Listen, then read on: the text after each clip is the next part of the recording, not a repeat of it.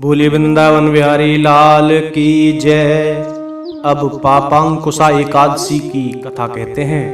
युधिष्ठिर बोले कि हे भगवान, अश्विनी मास की शुक्ल पक्ष की एकादशी का क्या नाम है तथा इस व्रत को करने से कौन कौन से फल मिलते हैं, सो सब कहिए। उस पर श्री कृष्ण भगवान बोले कि हे राजन, अश्विनी मास के शुक्ल पक्ष की एकादशी का नाम पापांकुशा है। पापांकुशा है। इस व्रत को करने से समस्त पाप नष्ट हो जाते हैं।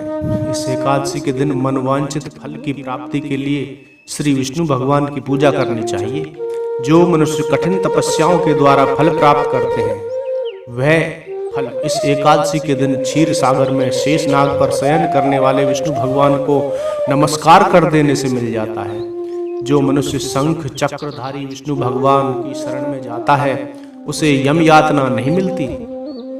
जो पापी मनुष्य अनायास इस एकादशी का व्रत करते हैं, उन्हें यम के दुख नहीं मिलते। जो विष्णु भक्त शिव जी की निंदा करते हैं अथवा जो शिव भक्त विष्णु भगवान की निंदा करते हैं, वे दोनों नरक में जाते हैं। 1000 अश्वमेध यज्ञ और 100 राजसूय यज्ञ का फल इस एकादशी के व्रत के फल के 16वें हिस्से के बराबर भी नहीं होता। अर्थात एकादशी व्रत के समान संसार में अन्य दूसरा व्रत नहीं है। एकादशी के समान विश्व में ऐसी पवित्र तिथि नहीं है।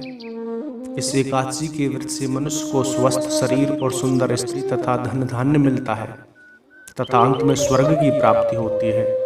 जो मनुष्य इस एकादशी के व्रत में रात्रि को जागरण करते हैं, उन्हें बिना किसी रोग के स्वर्ग मिलता है। जो मनुष्य इस एकादशी का व्रत करते हैं, उन्हें मातृ पक्ष के 10, पितृ पक्ष के 10 और स्त्री पक्ष के 10 सदस्य विष्णु का वेश धारण करके तथा सुंदर आभूषणों से युक्त होकर गरुड़ पर सवार होकर विष्णु लोक को जाते हैं। जो मनुष्य एकादशी के दिन भूमि, गौ, अन्न, जल, उपनाह, वस्त्र, छत्र आदि का दान करते हैं, उन्हें यमराज के दर्शन नहीं मिलते हैं।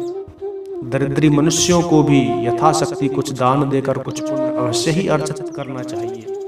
जो मनुष्य तालाब, बगीचा, धर्मशाला, प्याऊ, अन्न क्षेत्र आदि बनवाते हैं, उन्हें यम के दुख नहीं मिलते। वे इस लोक में स्वस्थ, दीर्घायु वाले तथा धन धान्य से पूर्ण होकर सुख अंत में स्वर्ग लोक को जाते हैं।